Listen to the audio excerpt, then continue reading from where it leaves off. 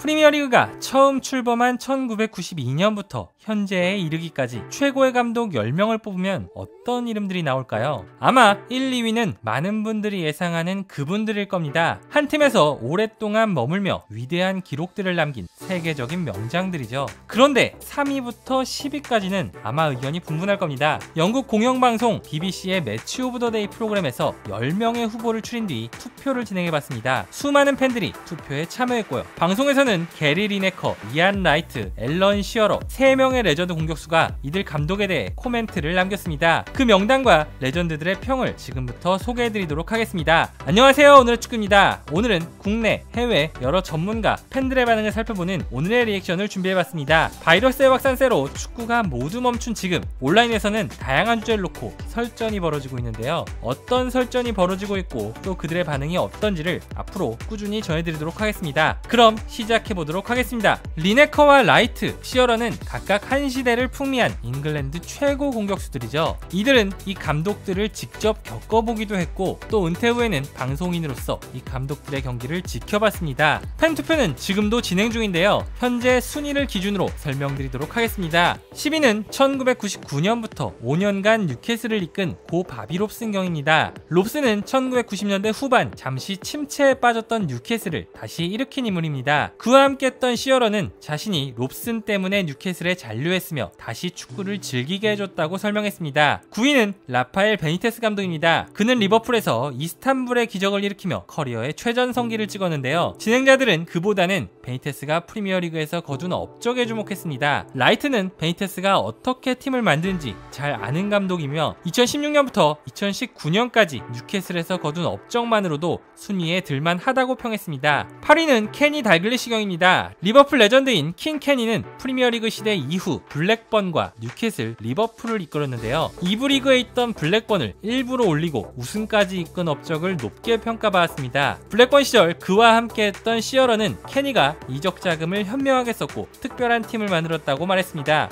7위는 카를로 안첼로티 감독. 그는 사실 AC 밀란과 레알에서 거둔 업적이 더 주목받는데요. 프리미어리그에서도 높은 평가를 받았습니다. 라이트는 안첼로티가 첼시에서 단기간에 성과를 낸 훌륭한 감독이라고 평했고 시어러는 에버턴 팬들이 이런 훌륭한 감독을 갖게 된 것에 대해 행운이라고 생각해야 된다고 말했습니다. 6위는 클라우디오 라니에리 감독. 그는 2015-16 시즌 레스터를 이끌고 기적의 우승을 차지한 바 있죠. 당시 레스터에 걸린 우승 배당은 무려 5,000대 1. 리네커는 스포츠를 통해 가장 큰 희열을 느낀 순간이 레스터의 우승을 지켜본 순간이었다고 말했습니다. 레스터가 우승하면 방송에 팬티만 입고 나오겠다는 공약을 걸어서 굴욕자리 만들어졌음에도 말이죠. 5위는 위르겐 클롭 감독. 만일 이번 시즌이 무효가 된다면 엄청난 비운의 감독이 되겠지만 그것으로 클롭이 남긴 업적을 폄훼하진 못할 겁니다. 라이트는 리버풀이 지난 몇 시즌 동안 거둔 성적에 대해서는 논쟁의 여지가 없을 정도며 바이러스 확산세가 멈춘다면 마땅히 받아야 할 우승 트로피를 가져갈 수 있을 것이라고 말했습니다. 4위는 첼시, 맨유, 토트넘과 함께한 조세 무리뉴 감독. 그는 스페셜 1으로 2004년 처음 첼시 지휘봉을 잡으면서 바로 프리미어리그에 엄청난 파란을 일으켰죠. 그간 차지한 우승 트로피만 해도 무려 3개. 하지만 시어러와 라이트는 그가 세월이 흐르면서 조금씩 달라졌으며 프리미어리그 입성 초기에 가지고 있던 무언가를 잃어버린 듯한 모습이라고 평했습니다. 3위는 2016년부터 현재까지 맨시티를 이끌고 있는 펩 과르디올라 감독. 그는 142경기에서 무려 73.9%의 승률을 기록하며 2개의 우승컵을 들어올렸습니다. 라이트는 그가 지난 10년 동안 가장 전술적인 감독이었으며 경기에 엄청난 영향을 끼쳤다고 평했습니다. 더해 시어러는 프리미어리그 역대 최고의 팀에 맨시티가 거론되는 것이 과르디올라의 공이라고 말했습니다. 2위와 1위는 모두가 예상했던 인물입니다. 2위는 1996년부터